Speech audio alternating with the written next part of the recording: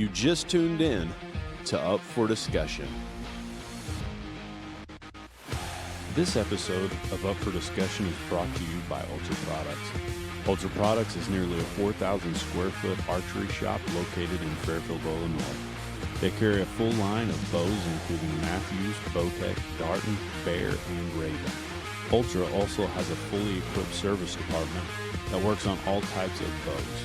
Come into Ultra Products and let us take care of all your archery needs.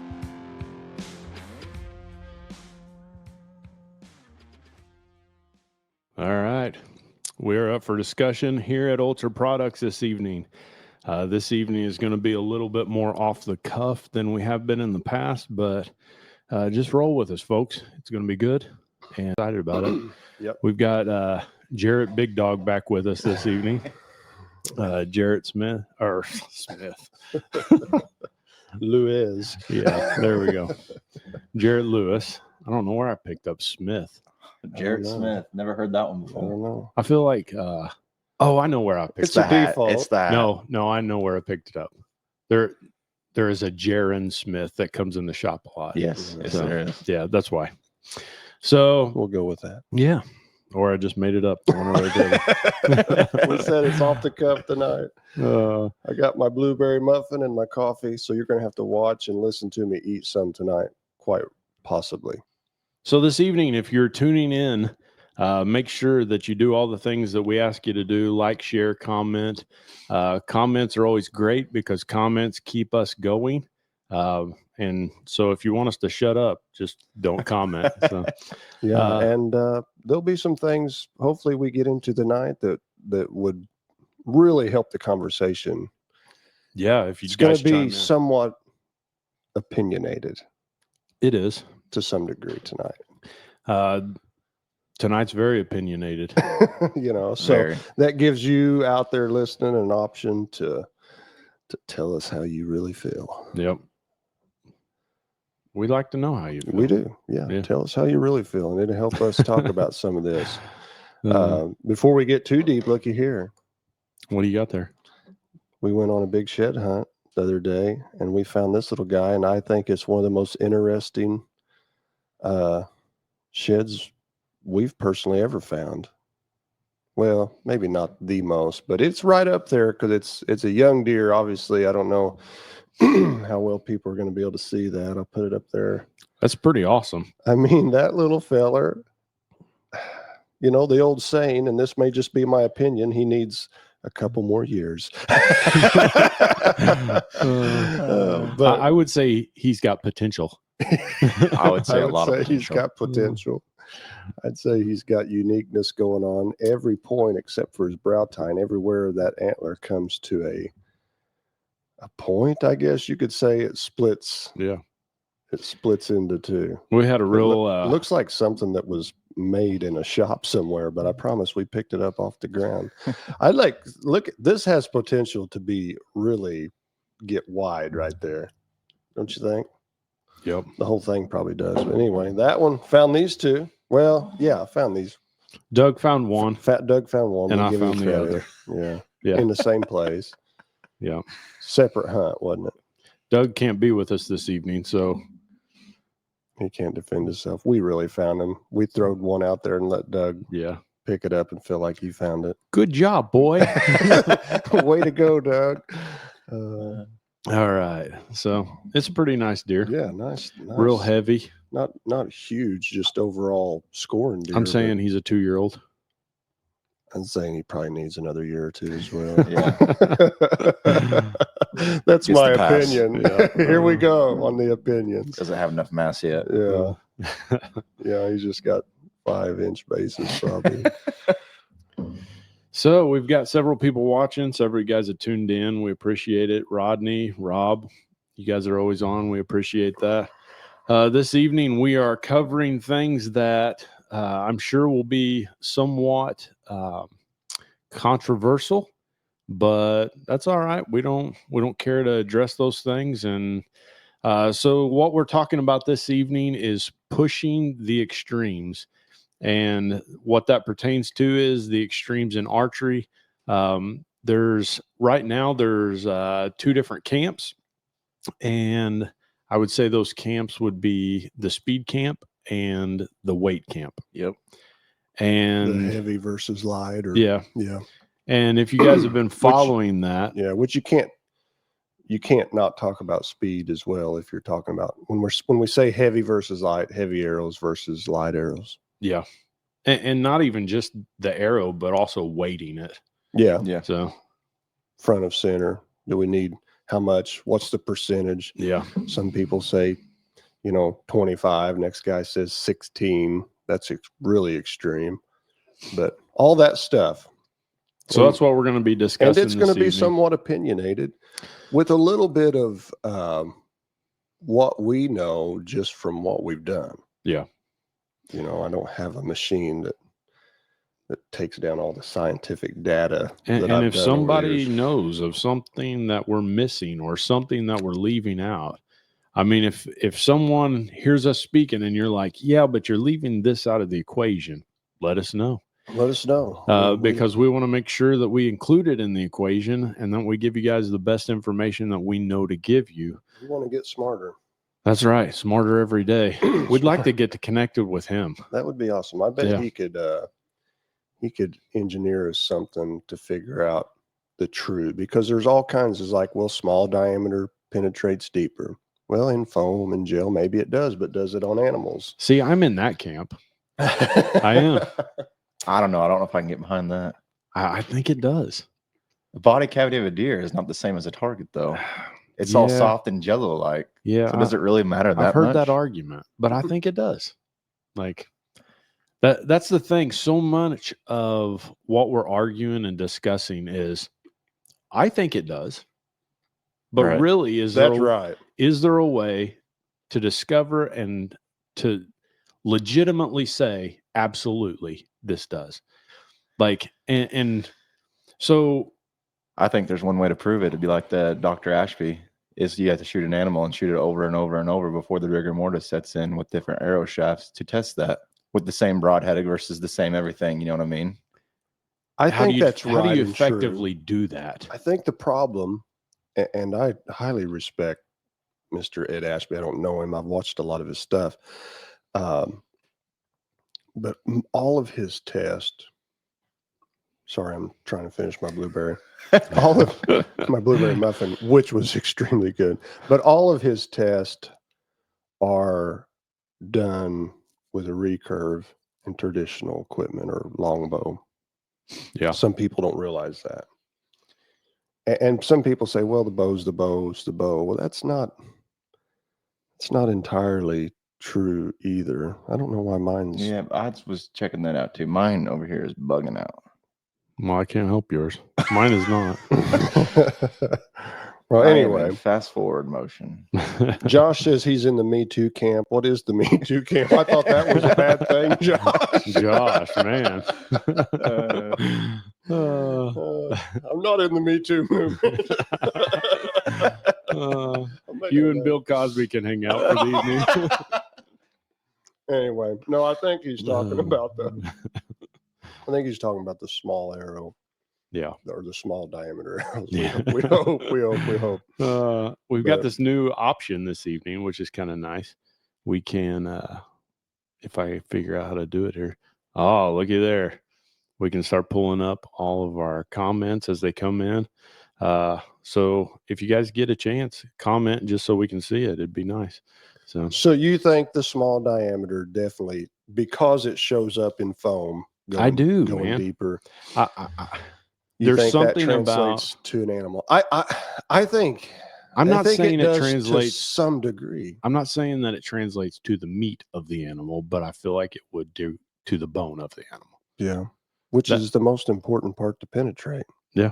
Because the meat's easy. Right. Easy peasy. Josh says he's in on the small diameter. So yeah. Well. So not the Me Too move. We appreciate that Josh is part of that. Yeah. So if I guess where are we going with that in that regard? So where do you stand on it, Lathan? My thing is that everybody's shooting it into kind of what you said. Everybody's shooting it into either gel, foam, or fabric. When I say fabric, like bag targets, Yeah. and stuff. And by having the outsert, I mean it obviously when that punches into foam, it's creating a channel by which the foam doesn't rub the shaft as much. So it definitely goes deeper into foam and mediums that are designed to stop targets. Like everything we shoot with our bow or crossbow, it's designed to stop the arrow. It was its function to stop the arrow. Yeah. A deer or a body isn't necessarily its primary design to stop fast moving penetrating objects. So is it even measurable on a carcass or the body of a deer or an elk or whatever you're shooting? Is it even measurable how much, because people's I feel like, well, it's got to be measurable in some way. Like there's got to be something that says, all right, this is, I mean, because to me, even with a lot of the broadheads that have come out, they've come out with a cupping mechanism because the thought is they're pushing the meat away as they come through to create a channel that the arrow can go through. right. I'm not 100% either way. I'm a little bit torn on it. My thing is, I don't like to just spit things out just because, well, I see it in foam going deeper. Well, it's going to go deeper in a deer every time. Well, is it? How many deer have you shot with? And people shoot deer with them, and they say, well, it went through the deer, but so did mine. If I'm shooting the normal, what's the normal diameter? The 2 point or 0.244 is standard. That's kind of the standard. Yeah, it gets weird there because because everybody has a little different size. Like, yeah, I think Black Eagles is 0.245, and I want to say Easton has a 0.246. They consider them like 6.5 millimeter, like the outside of the shaft, 6.5s, right? Yes. So that's what most people pick up first things first. That is kind of like you said. There's some variation there between from county there is, but virtually we're talking about thousands. So virtually they're the same. Yeah. And then you go down when it says 5 mil and 4 mil. You're talking about the inner diameter, correct? I'm not sure on that. Why did it change? Why would it go from outside to inside? Well, I could be wrong. I think you're wrong on that. It's outside. Okay. So you're 5 millimeter, 5 millimeter, and 4 millimeters, but 4 That's mil. Funny. Anyway, so it's the diameter, and they're the hypothesis or the census or the whatever you want to say out there is that the small ones go deeper, penetrate better. Yeah. And I'm 100% they do in foam and targets that were designed to stop arrows. But let me ask you guys this. If you have a broadhead's supposed to cut and split open the wound channel. So how much is the arrow playing effect on that then if you have a broadhead that's sharp and cuts the wound channel open? It would still play an effect. What would it though? Yeah, but with bone, some of those broadheads will make a hole that big. Really, it's not touching too much. If we're talking bone, it still would. It's all subject of what you're shooting too, and that's a whole other thing. But if it just pokes through the bone and don't break the bone, there's a hole here. If the bone's broke at the broadhead, then it's not dragging the shaft either. Right. So there's no friction and blood and fat and all those. Especially if you get those single bevels, they're designed to hit and pop the bone open. But do they? I'm about to get ticked off here. Okay. No, I'm just kidding. But here's the thing: in the archery industry, there's something that happens where people create ideologies for the sole purpose of selling things. Yeah. Well, I mean, true. that's what absolutely. That's at the end of this whole podcast. That is my thing, that I don't want to just believe it because it's been said. Because it's just like, oh, this is it. Heavy arrows penetrate deeper every time. Well, do they? Does a 650 grain arrow penetrate deeper than a 400 grain arrow that's going 70 feet per second faster? So that being the case, we have to only go off what we see, what we see in here, and what we experience. Yes. And gosh, on that's tough because the real world aspects of that, I feel like my experience this year on small diameter, I blew through everything that I shot through. I would put it right on their shoulders because I wanted to see, did it correlate?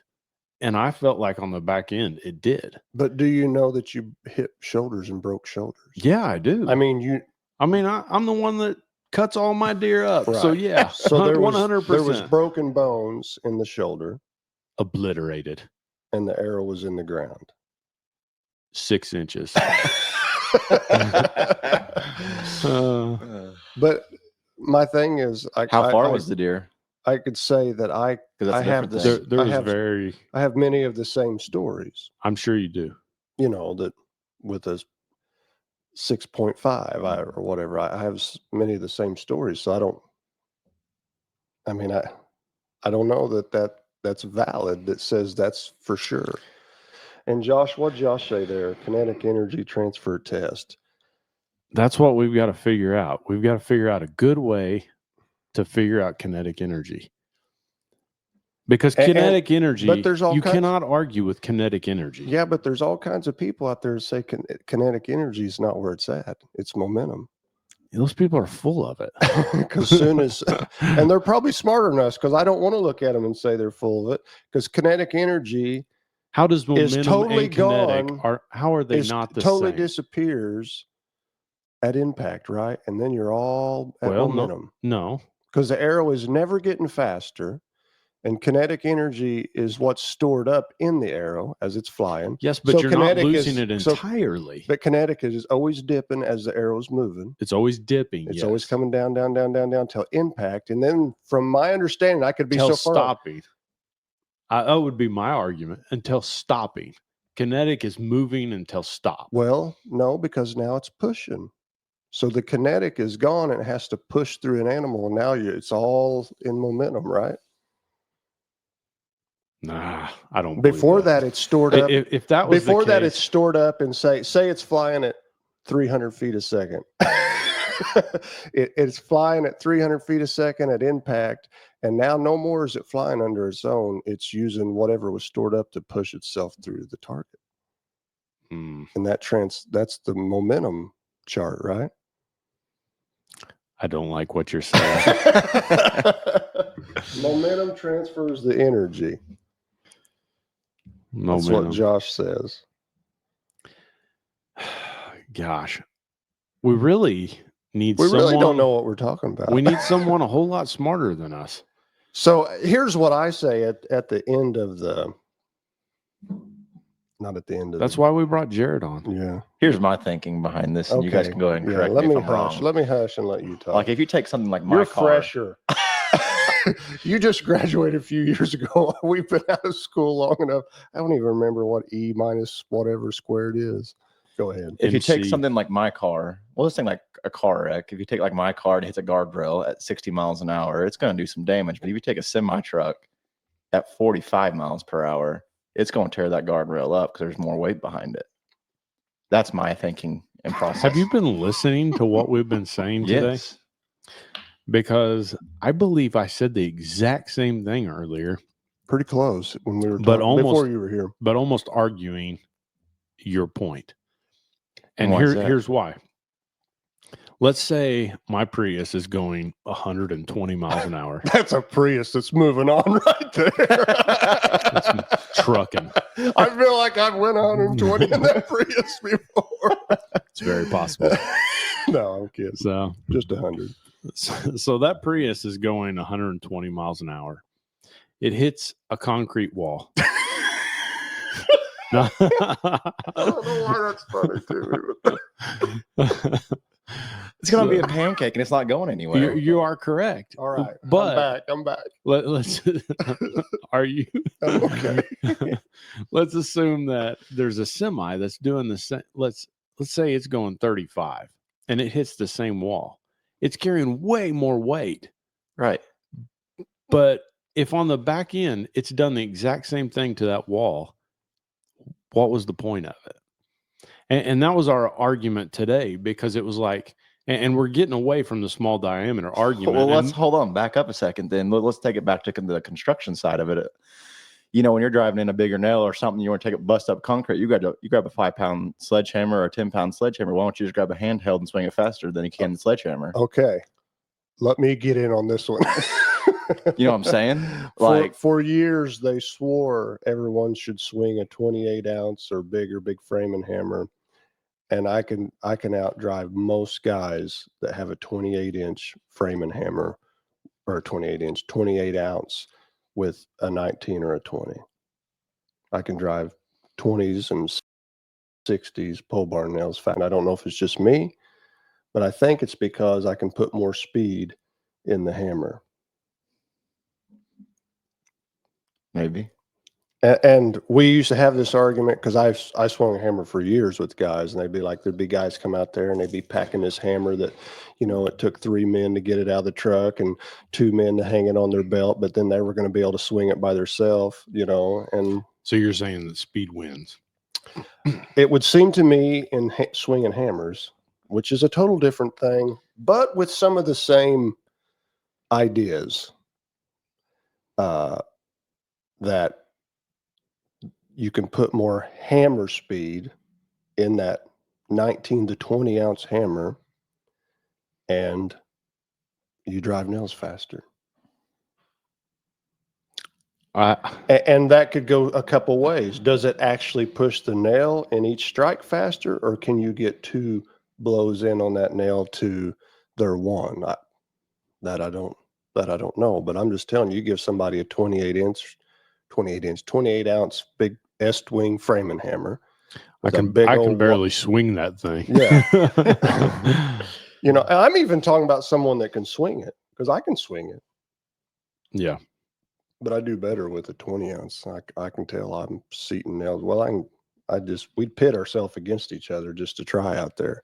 Well, is it because you're getting more repetition because you can swing the lighter hammer faster? I think it's a combo. It seems like that nail moves the same amount, give or take, or the measurement that the 28 is winning by is so minuscule that you're better off with the 20, because you end up getting more blows in quicker than he gets. You get 10 in while he gets 8 in, so the nail's down, which would be the same correlation of speed and weight. Are you better just to go light? And I'm not talking off the Richter scale light arrow wise, because it's going to help you downrange later on your flat and your pin gap and your time to target. I guess that's where most of the time my argument is middle ground on most of these things. Right. Now, I could be wrong in that. Yeah. And I will acknowledge that. And you probably are. But I think no. I go that way too. And I'll tell you why. I've always went middle ground, because it seems safe. One guy says, man, shoot, you know, light and fast. Next guy's like, shoot as heavy as you can, you know, throw a 700 grain rascal out there with a 300 grain broadhead or 200 grain broadhead on it. And I've always like, well, stay in the middle, because most people are. So hunting. What was your weight this year? Most people are hunting in the middle right now, give or take. Most people are voting in the middle too. So some people are stuck in the middle. Yeah. With you. Boo. That's a song. What's my arrow weight? Yeah. What's your arrow grain that you hunted with this year? I elk hunted a little heavier. I elk hunted at 480. Why'd you go heavier? Because I've been told heavier is better at penetrating. So you bought into it. Yeah. Well, I bought onto plenty of things. And then I would have whitetail hunted. I bet you used the acorn cruncher too, didn't you? You know I did. And put them in my pockets and threw them out of the tree because they could hear them falling. But I shaved 25 grains off that, because when I got back, I put 80-pound limbs on my bow, and I could not get a good hole with that 150 grain point on the front. It's like it was breaking the spine down too much. So I dropped to 125 grain field points. And I shave 25 off that, and that's what I hunted deer with all year. If you guys know what you're shooting, put it in the comments. We'd like to know what your grains are. It'd be kind of nice to know what where guys are falling average. If you don't have a clue, that's okay. But I ended up setting somewhere on 470 this year. That's where I was setting at, about 470-ish. So we were all shooting roughly the same weight for the most part. And that's close to the middle. That's kind of the middle. That's I mean, there's probably a lot of people that leave out of here with their arrows and they're shooting, 430 to 440. Yeah, I would say 425, somewhere in there. I would say that's towards the bottom of it. Yeah. I mean, there's exceptions to that when you're talking low poundage people and stuff like that are shooting a way lighter spine. Based on what you're seeing, where do you think you're going to be at this year? I don't know yet because I've done some stuff today just testing. I say testing, very crude testing, but I'm a little bit shocked. And if it holds true all the time, it makes me be like, are we wrong? Okay, tell us about that. So what did you do today? Josh said he sets at 460. Anyway, this morning, if anybody watched our Ultra products, I watched you almost lose your bow. Yeah, I wasn't quite warmed up, and it took me back to static real quick. Well, that was pretty awesome. I did that for the people, but no. Anyway, I was playing with arrow weight, and this is kind of what set me on this mindset all day long today. But I had a 350 grain arrow, I had a 450 grain arrow, and I had a 550 grain arrow. And the spread between those is 70 feet per second. So the 550 shot like 295-ish. Which is still fast. Which is fast. But here's the deal. You could put that in your bow and you'll probably have a 70 feet per second spread. Absolutely. And our bows aren't the equal. That pretty much will go across the board. Yeah, right? I mean, you'll see maybe some variance there because different style cams and stuff like that, maybe. But not drastically different. To some degree, anybody that shot those should somewhat see that kind of spread. Yeah. So that 70 feet, that's significant. Yeah. 70 feet a second. That's a bunch if you think about it. But anyway. And that was between a 350, a 450. I got here this morning and I rigged up 3 arrows and I weighed them all. And when I say 350, like 351, and then my 450 might have been 449. I mean, basically a 350 grain arrow, a 450 grain arrow, and a 550. So the 550 was right around 295-ish. And then all the way down to the 350 was 355.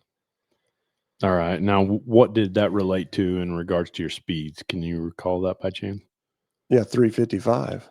355 on the 350? Yeah, and 295 is somewhere in there. I shot them a couple of times to get like 297, 295 on the 550.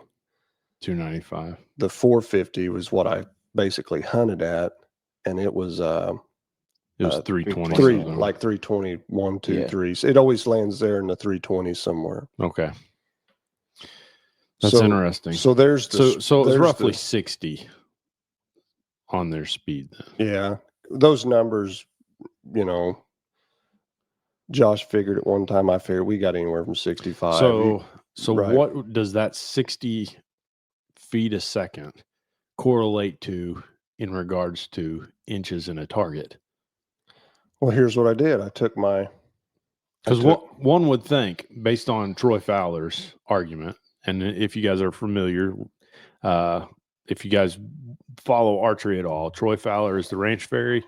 He promotes a heavy setup and is pretty adamant that that's the way a guy should be shooting. Heavier arrows, heavier broadheads. I mean, he would say for more lethality. You're more lethal. More lethal. Yeah. But he would also... He wouldn't stand there and tell you it's going to shoot better or flatter. He's not out of reason when he says he's just talking about killing an animal. That heavy arrow is more lethal. Okay. That's basically his whole. And the reason for that is because he wants 2 holes, not just one. Okay. Always wants Two holes. Wants an So exit, wants a pass through. okay. So there's a couple different things that come to play in my mind when that's the case. One of those would be the problem to me would probably be the broadhead more than the actual weight. Yeah, and I mean, and he's a huge in the broadhead. Mhm. You know, I mean, he's always talking. Yeah, but the right head. what I'm saying is you can probably shoot a higher speed, lower weight, and still with a cut on contact yield the 2 holes. Right. Well, he's also banking on the worst case scenario shot. You know, Yeah. He's one of those guys. You plan for A, but you're also prepared for plan B when if the animal takes a step or jumps the string. Yeah. Is your setup gonna get you 2 holes? Yeah, he's always going to tell you. And my mind's always been geared like that. I mean, I'm shooting for the perfect, you know, low double lung, going to separate some arteries off the heart type shot. But that ain't always the shot you get. Yeah. That's why for years, a lot of people didn't agree with me, but I shot the rocket stillhead because, man, it would just break bone and stay together and go on through. And it was a mechanical that a lot of people's like, why are you shooting a mechanical? Because it didn't have a big cut. Remember, it had like 1 1/8 inch, which I liked them. You can get that out of that stillhead was tough. Oh, it was man. it was just, man, it was a and I wasn't after a big cut even back then. I was like, I don't need 2 inches if I make a good shot. And generally the bad shot contacts a big bone. The worst shot was the humors, the biggest bone in the shoulder, or, you know, the biggest part of the shoulder that stopped your arrow. And if you remember, I shot a deer one time a long ways with those and broke his front shoulder. I don't remember. Yeah, you would if I brought it back up to you. But so, you know, anyway, but what I did today also, not on camera, was just showing you the spread of feet per second just by changing nothing on the bow, just changing arrow weight. You're starting to freak me out. You like that blueberry muffin? Don't choke on it. Please don't choke. But was I go back there, and this is pretty crude. This is when I say crude, a crude way of testing it. So I take that 355 feet per second, 350 grain arrow, and I take that, what was the other one? 450 back there. And we've got targets that are brand new, never been shot at the bottom. I was like, I'm going to shoot them in the bottom. I was going to ask you if you shot at the... No, I made, every time I shot it, that target had never been impacted there. And I shot it like 5 or 6 times next to the 450. And every time that 350 grain arrow was 3 to 6 inches deeper in the target. Now, when I say that, I say it's crude because it's just a target. Let me jump in real quick because I want to make sure that Josh is going to get this because it's going to be good. So the same standard that you're using for your speed is the same one that you're saying isn't good enough for the small diameter. Well, how's that? I mean, you said it. The That's target why I said does it's not crude. Equate. That's why I said it's crude. I mean, it's crude. Here's the thing. They were the same. I just saw my window and I was like, "Yep." They were the same diameter shaft. Yeah. So the friction going into the rubbing element of that shaft would be roughly the same target, never been impacted in that area, same diameter shaft. The only difference is one's going 355 feet a second and one's going 320 some feet a second. Every time. One time it was 6, easy 6. It's anywhere from 3 to 6 inches deeper every time in that target. So I would love now, here's what I would love to do, and I may do this in the days ahead, and we can follow this up later. Maybe you just need to shoot different mediums, cardboard boxes. Need to stack boxes up and shoot them, see Shoot which some one foam. goes deeper. Shoot some foam, see which one goes deeper. Rig up some hard, like zero penetration test, and just see, does one stick into steel, or Yeah. that's where you start talking integrity of the arrow. Yeah. Line up a bunch of bones, and we got deer antlers laying everywhere. I'll shoot some deer antlers and see if one pops through it and one just hits it and blows to pieces. I don't know. I think people would be intrigued by that. Seems like you're getting some traction with your videos that you were doing in the morning. The thing is, we've always been told that heavier, 100 grains heavier, not just 20 grains heavier. Right. 100 grain heavier arrow. We've always for years been told that weight equals penetration. And you're saying it doesn't necessarily. I don't know. I'm saying, how come every time that one's deeper? Does speed overwhelm weight? And we talked about this off camera, that if they always have said in the ballistics world, if you're to defeat armor, like tanks and military, all that stuff, it's the faster moving that baby is, it'll defeat armor, it'll penetrate armor. So you can have smaller projectiles like in rifles, and you'll get penetration with a smaller, faster, like a 3,800 feet a second 220 Swift will pop through iron, where a great big old 450 something, 400, like the big 40 caliber rifles and bigger, won't, because they're heavy, but they're so big and bulky and slower, they can't push through. So I want to know what Jarrett thinks about this, because Jarrett, you're more a weight guy. Yeah, I like to tend to lean more to the heavier side, but that does make a guy think. It does challenge my thinking for sure. Okay. But why is it in that case?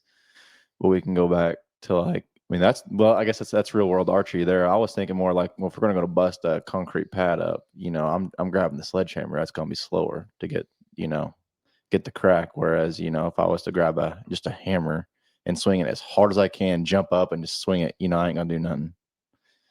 I don't know. Physics definitely comes into play here. You know what I mean? Like, that's what's still got me holding back a little bit. All right. That's what we've always said. We've used all those things like that. We've said all those things for years. Well, I'm going to hit them with a sledgehammer. Right. It's like hitting them with a sledgehammer. It's like throwing a steel rod through them. We've said all these things, like an axe, or yeah. Because you name it, about every company's had a sledgehammer or an axe, or yeah. But those are just things that's been said. Yeah. They're and if gimmicks to sell. Yeah, and if I go back in there tomorrow and I shoot 30 shots with an arrow that's going 355 feet a second, that's 100 grains less than that one going 320. And even if it's 90 in the 90 percentile, it's deeper in the target. I'm like, no, wait a minute. Because you could have some flaws in that target where you could hit a spot where one goes deeper and one doesn't. Right. So let me ask you this. But if it averages out every time that's deeper, and they're the same, I'm not dealing with the small diameter. So if that's the case, there's problems with that theology. What's that? That weight would carry over to penetration. Well, it would seem that way, wouldn't it? And like I said, that's a crude test. And maybe in the days ahead, I'll set up and I'll start slinging. I can't sling that particular arrow because there's another test I did that made that arrow disappear. but it's the same test. But yeah, I can get another 350 grain. So that was going to be my next thing. So what are the advantages of weight? I'm having a hard time finding them now. What would you argue the advantages of weight would be? The advantages of weight would be penetration, in my mind, in the overall damage, is as far as back to the whole hitting the guardrail and stuff, So, but with that being said, with Lathan and testing, that does, So you're saying penetration is the driving factor on weight? I would say so. I think a lot of weight I would lean more that way. Yes. So what would be the thing about speed that it's like, the reason I shoot speed is this? I feel like, here's the deal. If I could shoot an arrow 700 feet a second comfortably and shoot good and draw the bow and not do what I did this morning all the time or something like that, where I can't even hardly handle the bow, that I wouldn't do it. But if I could, I would. Yeah, but because you're missing. I'm not going to miss. That's the advantage. I still need you to answer my question, though. What's the question? What's the advantage of shooting speed? That's what I was getting to. I won't miss. Smaller gaps. Smaller because gaps. Good grief, I can set. And that is one. I don't have to judge my yardage. Right. I feel like, and people can call me on this, but I feel like with that arrow, I'll stay conservative. With that arrow going 355, I do not have to adjust my pin 40 and in. So that means there's less room for error as far as judgment. The time to target is way quicker. Everybody knows whitetails are skittish and they drop. So I'm going to get my arrow there. Good grief, 60 plus, maybe more feet per second to the target. That's less movement that animal could do before I impact him. And in that regard, I got more pictures with my deer than I would have possibly shooting a slow, heavy setup. So there's a reason for my questions. He's thinking. I mean, I just go back to the video I've watched of Troy where the girl that was shooting on a deer, it had a string attached to the arrow because she was not the greatest shot. And you could see the arrow go through the air and hit the deer, and the deer didn't react. And his argument, it's all based on the deer and how it comes in, how quiet your setup is. You know, is your arrow screaming through the air? It don't matter how fast it's going. If it's whistling, the deer's going to spook. Yeah, but that can be overcome by several things. Like, so that argument to me is totally bunk. And why is that? Because you can change your vanes. You can change several things to make sure that it's not screaming. You can quiet them down. Yeah. Right. So that argument. Obviously, anything that's going way faster, the bows that are way faster makes more sound. I mean, Josh is on here. He's got a phase 4 and he's got it all weighted down. And that thing is quiet as a mouse. It is. When I'm out there shooting with him, it's like, poof, when it goes off, poof, and mine's louder. Yeah. So there is that. Mm-hmm. There's no denying that. Here's my thing. So I see with speed, your time or your shooting distances that you wouldn't be able to shoot with penetrate or with weight. I see. And you have more energy down there. You do have more energy downrange. I mean, he's absolutely you do. Because it's still singing. Your time to target is less. Yeah. Your smaller gaps on your pins, your a lot greater chance at beating the deer in speed. Mm-hmm. And with weight, I see penetration. Man, like to me, it's how do you make that's that where argument? The happy medium is the way to go. But with me, I like the penetration side, so I'll always lean just a touch heavier. But the argument becomes, what if I hit two shoulders? Are you getting what you think? Are you getting what you think? Because if you're not, you just bought into something that killed. Well, here's why, and I have things. experience at this. I had a doe at 25 yards 2 years ago with a 350 spine arrow with a 100-grain broadhead. It was a mechanical. I shot her behind the shoulder like you're supposed to. You just said the magic words. It was a mechanical. I'm arguing that is the case. But it's all in the broadhead. The mechanicals could be killing people's kinetic. Could be one of the biggest problems. I do go with that. Because here's the thing though. I mean, I was talking about speed references. Is like I was shooting, like 300 feet a second or 310, I think, and half of my arrow was still stuck in her. I mean, out the other side. Here's the deal. And I had horrible blood, and she ran a long ways because she didn't bleed. Yeah, but man, I'm just telling you, I've shot over 100 whitetails with an arrow, and there's some weird things that happen. Yeah, there are. I mean, I've shot some whitetails. I was like, no blood, and when you get to them, you're like, how come? With fixed heads, and people's like, well, you probably have a mechanical didn't. No, I shot her with a fixed head, and she didn't bleed. And then you hit the next one roughly in exactly the same spot, and it looks like it looks like somebody died 10 times over out in the woods. They bleed so much. So I mean, there's strange things that happen there, and I don't know if anybody will ever be able to explain all those. But I took this note and go back through my book of remembrance. And Wes will tell you, I got a good book of remembrance. He does. I go back through my book of remembrance in my head of shooting deer with archery equipment. And when I switched to mechanicals, and I'm not against them. I'm not 100% against them even now. But when I switched to mechanical broadheads, book of started remembering arrows leaving with the deer. That means when the deer ran off, my arrow was still in them. I will agree with that. And I have went back this year or last year to 100% fixed. And I didn't shoot a lot of animals with them, but I buried a full frontal shot on an elk to the fletching. And then I shot all the way through another deer. So, I mean, I don't have enough tests, but in my head, when I go back to when I started shooting mechanicals is when I have a lot more deer run off with an arrow stuck out. Now they died. Right. Yeah. And I got them, but they had the arrow left in them. So I guess my argument would just be what I said. Like all the things that come with speed, like all I can see on weight is penetration. Like the only argument.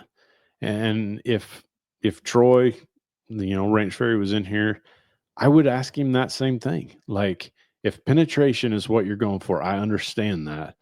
But all the things that you give up for it, is it worth the penetration?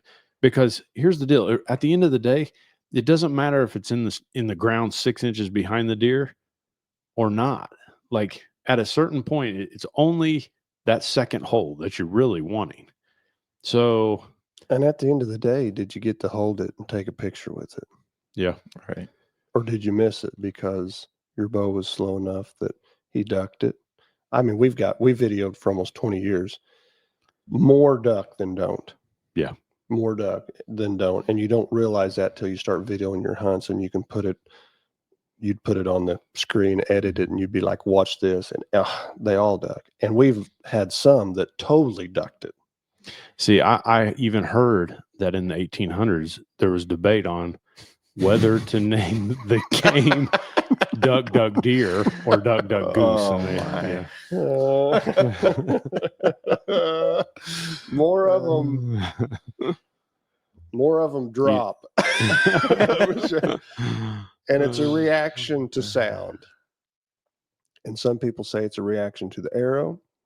Some people say it's a reaction to the thump of the bow. I lean towards the bow because I've shot several deer in my book of remembrance, and I think back, I shot them in windy conditions or they were totally sidetracked, and it's obvious they didn't hear the bow, and those are the ones that don't move. So let me ask you this. What, if you're shooting weight, what are you comfortable shooting distance-wise? Well, I was shooting a crazy falls heavier. apart like $1 watch there, doesn't it? Well, I mean, it all depends on ethnicity or however you say that word. For yourself, for me, I'm not going to shoot a deer outside 50 yards. Ethics. Thank you. Yeah. So I am not going to shoot a deer. I will say this. Ethics is actually on my list of things to be like, ethics is complete garbage. Like, well, that's all personal. That's all personal for me as a shooter myself. That's why it's complete garbage. Yeah, it's personal. I don't know if I could say it's complete garbage. Man, like the standard because you want to make a good shot and you want to I want to take care of the animals, yes. And you want to get him killed as quick as you can. Absolutely. So that's your measuring rod. But who's to say what that measuring rod is? I agree. I think with it's that. personal skill and how confident you are in yourself. Like for Yeah. him, he's I an mean, outstanding shot. There will be people that will hear me say that will take offense to that big Sure, time.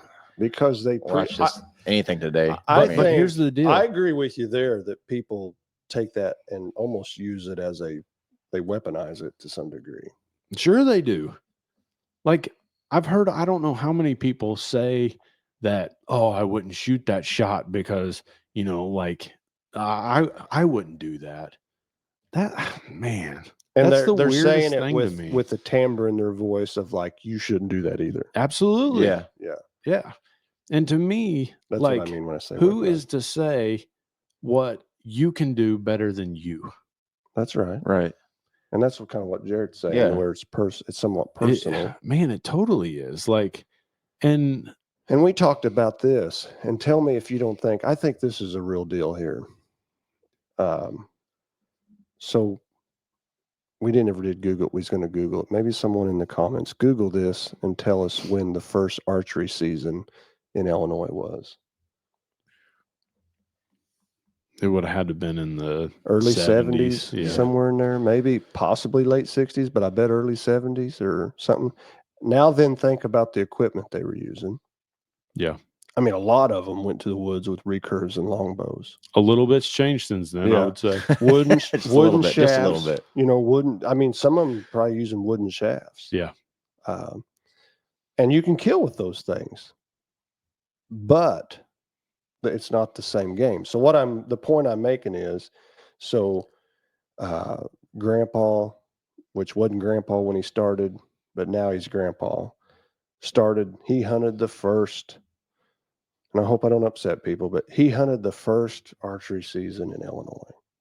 And he knew his equipment, 20 yards was about it. Yeah, but knowing your equipment. So right. That's another thing. What I'm Knowing getting your ready to equipment, say getting is, out what in I'm the getting yard ready and to say shooting. is, now he told his boy, now son, when you get out there, I don't want you shooting past 20 yards because you just, your equipment, it's just, they're not very lethal out there past 20 yards or you can't hit good. Well, then he told his boy, and we're going off the same standards that Grandpa had. Yeah. When Grandpa was shooting 160 to 200 feet a second, maybe, Right. with wooden shafts and 5-inch feathers and those, there's nothing wrong with all those things, but they will not send an arrow 310 or 20 feet a second downrange with pinpoint accuracy, with technology and broadheads now, better steel, better everything, Right. better shafts, better inserts, better components, better vanes. But we're still have the same standard sometimes if we don't watch it for what they were dealing with. And I think that came down, maybe innocently, but it came down because there's people around here that won't shoot past 30 yards. Now, if they're not comfortable, then don't. Yeah. And I guess that's my major argument there. Like I see Tim Wells on the internet shooting things at 100 yards. I mean, he shot a coos deer at 100 yards. And when he did it, I was like, that is awesome. Yeah. Right. And there are people that will look at him and be like, unethical. Unethical. Did he kill it? Yeah, he killed did. it. Yeah. Like, who's to say what ethics is? Because your standard for what ethics is and my standard for what ethics is on something that's so subjective is messed up. Right. So that'd be a slippery slope, right? Because someone's going to say, well, then where's the, how do you say, well, here's the line? I mean, we can look at a moral standard where it's like, oh, we're looking at the Bible and we can see what the 10 Commandments are. Right. That's a standard. Mm-hmm. But how do we do that on Personal shooting skill distance? level. Well, 30 yards is as far as you go. Bull. Yeah. And they can't question the lethality at those ranges because people, well, Tim Wells also killed an elk at 120 plus yards with a bow. And it was awesome. And killed it. Yeah. So the equipment. It sounds like to me, not the budge in, but like the Midwest, it's like a Midwest frame of mindset because out West, you guys have told me it's like, you better be ready to shoot an elk at 80 yards if you get the chance. It 100% is. And if you go out west, I mean, those guys will tell you, you better be ready to shoot distances. Yes. Yeah. But as soon as you get in the Midwest, they're like, well, out past 30, slow Right. down. Yeah. Well, but the game changes. So you have to make the argument the game changes because, and when I say the game, the animal changes. I mean, a whitetail can jump out of his tracks and be gone at 80 yards before the arrow gets Can there. an antelope do that? True that. He can. He's the fastest thing on the North American continent. You have the power of the body. Do it again. Hit it again. That's right. Oh, yeah. What was you going to say? I just, my argument is that it's just messed up, man. Like, people are coming up with these things that it's really whatever my standard is, I'm Should going to be. hold you Yeah. to it. It's the same way Right. with bucks. It is. Yeah. And that's why, This to is me, my standard. the and if whole you thing shoot about this, ethics yeah. ought to go out the window. I Like, totally agree. let's take care of the herd. Let's make sure that we honor it and respect it the way that we ought to. Yeah. And beyond that, whatever you can do, do it. Yeah. I mean, Right. if I'm If you- shooting if you- pinwheels at if you can pinwheels get at in the 60 and 70 ditch, yards. Yeah. And if you can get in a ditch and you can stalk one, do it. Right. If Yeah. you can do things within the law, do it. Yeah. And beyond that, people ought to mind their own business. That's You right. hear that? Mind your own business. Well, I don't disagree. I think I agree, and I think you've probably heard me say this phrase: "Who wrote that book?" Yeah. When it comes to ethics, because I mean, Nobody wrote it. Nobody. who wrote the book of ethics? I've had people cast a little shade on me because I've killed, and the number keeps climbing of the deer I've killed past 50. Yeah. Plumb out in the 60 and a little beyond range. You should be ashamed. Well, I've had people say, "Oh, I wouldn't do that. That's unethical." I've had that very thing said Yeah. to me, and my thing was, well, who wrote that book? Where's the handbook on that? I mean, because if you've never shot your bow past 30 yards, then by all means keep your shots at 30 yards. Right. In. There's not anybody in this county 100% that shoots as much as you. Like, no way. Well, there probably is. Gosh, there's dude. guys out there that shoot like crazy, but I can tell you, being around you, there's not anybody I know that shoots anywhere remotely close. I that second could be. that. That could be. I mean, I like to punch holes in targets. I enjoy, and that I doesn't enjoy mean pulling that- it back and letting it go. it doesn't mean that there aren't guys that go out and shoot a few shots when they get home. Right. But there's not anybody that does what you do, in my opinion. Now, all that being said, to me, that's garnered you the ability, in my mind, to be able to shoot where you feel comfortable shooting. Yeah. And I don't have the right to be able to tell you that. Like, I'm not going to come in and be like, slow down, you've exceeded my limit for you. So an interesting take that just came to my mind. It's like, I wonder if they ever compared it to like sports, like as basketball. You know, like if a guy who's really good at shooting the three can shoot the three, but the coach says the guy that's not so good at shooting the three doesn't shoot the three. You know what I mean? So as far as distance with archery, So I guess It's skill level. I've It is never skill heard level. anybody say to Steph Curry, that shot wasn't ethical. exactly. No, I'm getting yeah. fired up, and I probably shouldn't. But to me, there's something about that seems weird. right. Like, it seems like to me, in the archery industry, we should encourage, lift people up, and be the best you can be. Right. Because right now, Inside of your we're game. literally in an industry that's doing this all the time. Yeah, Yes. that's Like, true. And We then just opened up a bow shop in an industry that's doing this. and your eyes are dilating bigger also. But also I lost my train of thought. I think it's Your this eyeballs coffee there. that you made. But yeah, and the same industry gouges all the time. Or I Why- shouldn't say the industry. Why do they do that? I shouldn't say the industry, the hunters within it. Gouge at each other. Like I said, They do. They'll gouge Yep. you because you didn't shoot one with 5-inch bases that's 7 years old. Yeah. They'll gouge you because you shot this when you shouldn't have shot this. And if you're in your 5th or 6th or 7th year or 10th year, and this is what you wanted to shoot, then you should have shot it. If Right. that's what you wanted to shoot. There's a lot of different facets within that go into play for that. If there's guys telling me, I won't shoot nothing but this, I won't shoot nothing but a 6-year-old, and then they shoot this, I'm like, well, maybe you're just not there yet, homie. So quit telling everybody that you're not going to shoot a younger deer. But if you're the guy that just wants to go hunting and bring one home, and this is what ends up coming in front of you first, and I may have the thought, golly gee, that thing would have turned into something, wouldn't it? Yeah, It really would have right, turned yeah. into something. But I better pat you on the back and say, proud of you. Good shot. Did you make a good shot? How far did he go? And let them tell their story and not cast judgment on them, because not everybody thinks about it the same way you do. And testify.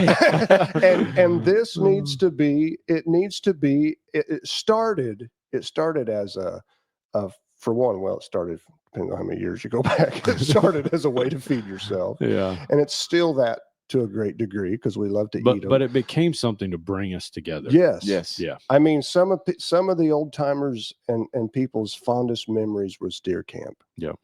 And now it's like, don't get near me. Stay Don't tell off my nobody ground. about that deer.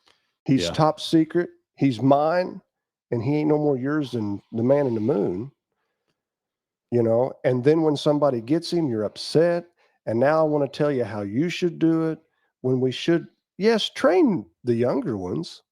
When if I take a kid out here and work with him on his bow, and we're 2 weeks in and he's only pulling 48 pounds and he's shooting real good at 20 and 25 is decent, then I'm going to say, here's where you need to be, probably, because that's the limits. That's the edge of your limitation. The limit of your equipment. Yes. And There's a his difference in the ability and equipment. equipment working Yes, together. there absolutely is. And I should train him to know the edge of his limit. Right. Yeah.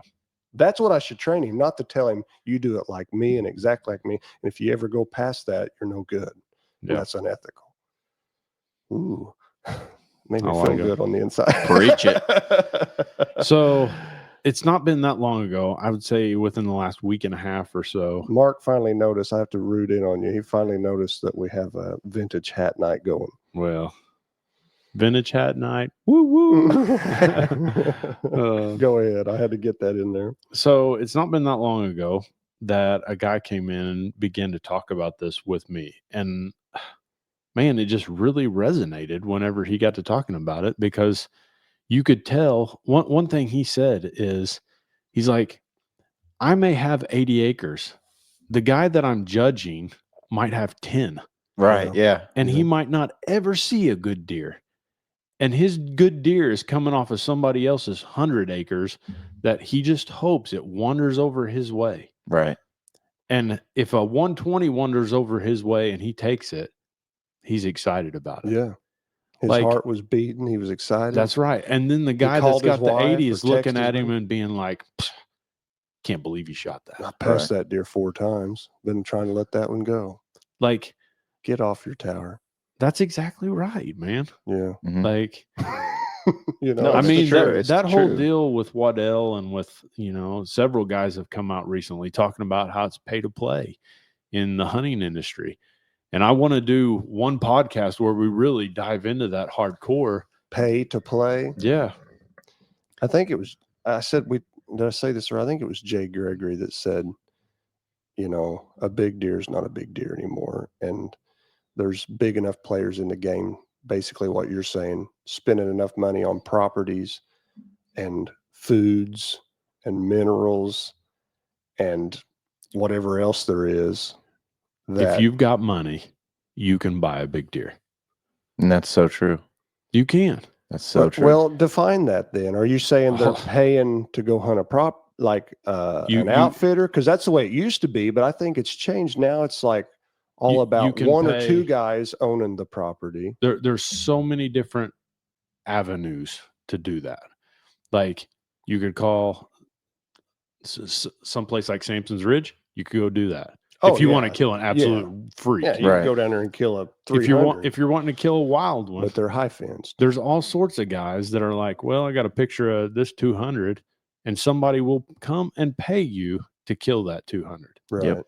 Like, to me, it has become how much money do you have to kill the big deer. And then the other avenue would be they've got the money to spend on properties that they can ball up. They do. Between, and it's a free country. If you got the money and you've worked hard and you've developed, and I'm not even necessarily built your besmirching brand. people for that in that aspect, but it's become, or it's quickly becoming, something that to me could be dangerous for the industry. Well, yeah, for sure.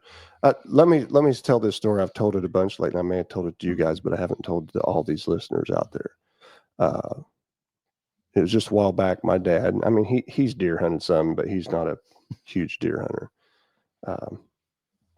That being said, if he ever goes, he tends to kill a giant. But he's killed like 3 big deer in his life, and he's only hunted about 4 years with a bow, that is. But anyway, he was in a coffee shop here a while back. He was telling me this. He was in a coffee shop, and there was some particular landowner complaining about the deer herd, how big it was, and the damage they were doing to crops and stuff like that. And my dad, knowing that individual had, let's just say for the sake, I don't know for sure, but several hundred acres leased out to hunters. My dad said, "Well, you're the problem." And he said that guy was like, "Well, how in the world? What do you mean? How am I the problem? What have I got to do? I'm not a deer hunter. I just own the land, and you deer hunters need to kill more deer. They're destroying crops. The numbers are too high." He's complaining about it. And Dad said, "Well, you're the problem." He goes, "Well, how am I the problem?" He said, "Well, don't you lease all that, whatever hundreds of acres of property you got down there? It's all leased out." He said, "Yeah." He said, "How many guys got it leased?" I think there was 4 guys hunt it. Yeah. He said, "What are they after?" Big bucks. He said, so if they all filled their tag, they killed 4 deer. Now, they may kill a doe or 2. If they all killed a doe and a big buck and went back home to Georgia or went back up north in Illinois, wherever they're from, they killed 8 deer off several hundred acres." Yeah. Dad said, "Used to, I killed 2 or 3. The boys killed 2 or 3. The neighbors down the road killed 4 or 5. Old John, Billy Bob, what's his name up there? They killed 12 because they had a lot of kids and they eat them off that same property. We killed 25 or 30 deer off that property." He said, "You're the problem because you leased it out. And now they're only killing 4 off of it." In regards to farmers, that is the case. Yeah. Mm-hmm. The thing is, the lease probably outweighs what they lose. The damage. Yeah. So they're not going to reverse that, but you can't sit and complain about it if you're leasing it all out. There's a lot of things in this industry and a lot of things in the argument that you can't go back. Yeah. I think Waddell, when he said, "I'm over it," I think what he was saying was, in a roundabout way, I'd love to go back. Yeah. To when we were just running and gunning and loving hunting. Yeah. And people weren't fighting. Hunting and fishing and loving every day. Who says that? Luke Bryan. Oh, yeah. So anyway, I think that's what he's saying. He just wants to enjoy hunting. He wants to watch his kids hunt and not feel like someone's casting judgment on them if they shoot whatever they want to shoot. Yeah. Because you're Waddell's boy. You ought to be killing the biggest, or whatever. Whoop-de-doo. I think that's what he was saying. Yeah. In a roundabout way. And I've said that for the last couple of years because I've seen it go in that direction. Well, I feel like we covered a lot this evening. So at the end of the day, do you want to shoot heavy and slow or light and fast? Lightning fast. Kyle Martin chimed in that we can use his expedite for the test to come. So his expedite? Yeah. Oh, the PSC expedite. Man, we appreciate you guys tuning in this evening. Yeah, Mark's questioning the hats, but it's hat night, Mark. Yeah. Bet you wish you were here, don't you? You got to be cool to do this. Yeah, that's right. We got a hat. Where's it at? We were going to wear it. It says what? That get that hat real quick so the guys at home can see it. Mark, we had this hat ready for you if you would have just showed up. Yeah. But you didn't. So Here we go. Women want me, deer fear me. There you go. Yeah. That's Mark's hat. So Mark, if you if deer ever decide to fear you, you can come get it. So, there we go. Anyway, $5. That's pretty awesome. $5. Well, it's been good. Anybody that watches this, make sure you fill the comments out. We'll scroll through the comments in the days to come if you are in the archives, and may have to address this again because it's a pretty passionate subject. Got me fired up. I did. I saw your pupils My dilate. Eyes are blood pressure. dilating over there. I see your Lathan pupils preaching on the other side of the dilate all table. a sudden. I was like, Oh man. all right, good time. That's right. So we appreciate you guys watching. If you guys get a chance, like, share, comment. And what do you think about this guy? Yeah. What do you think about that? If you guys get a chance, make sure you do those things. We are really trying to grow this channel, trying to make sure that guys get a chance to see what's going on here. If you get a chance, stop in the store. All the time we're bringing new stuff in. We've got all sorts of bow fishing stuff that we ordered today. Bow fishing season's coming up, and I kind of feel like the guy after the preacher that's trying to wrap it up. Yeah, wrap it up. But there's all sorts of things in the shop that'll be coming in here in the upcoming weeks. We ordered a bunch of stuff today, didn't we? We did. Yeah. Yep. Awesome. And next week we've got Craig Clark coming on. We haven't nailed down a topic yet, but Craig is an awesome dude. He is. Anytime Craig's around, it's always interesting. So Yeah. he's got a unique sense of humor and at the same time has a wealth of knowledge. Something that we've not had on the show in a while. I'm kidding. Yeah, but he's we love Craig. I'll very much look forward to sitting down and whatever we talk about, because me, you, and Craig and Richard Hooper, we kind of kicked off 20 years ago. We started something called Team Harvest, which was just it was a ministry. It was Craig's. It was Craig's baby, and we were just part of it. Yeah, and he contacted us and said, "Hey, let's do this." Yeah, and man, we went to a lot of shows, and because of it, I mean, we saw a lot of guys' lives, I feel like, impacted and touched because of it. And he may want to talk about that next week, so we don't want to go too deep into it, but it was awesome. So we did that for... He told me I was like the scarecrow when I left Team Harvest. Like the scarecrow? Yeah, on Wizard of Oz. He said, Lathan, I think I'll miss you most of all. Oh, that's funny. You laugh, but that's what he told me. No, we look forward to it. So tune in next week. Yeah, Craig that's Clark, right. And whatever we talk about will be great. If you get a chance, make sure you tune in. I guess we'll see you next week.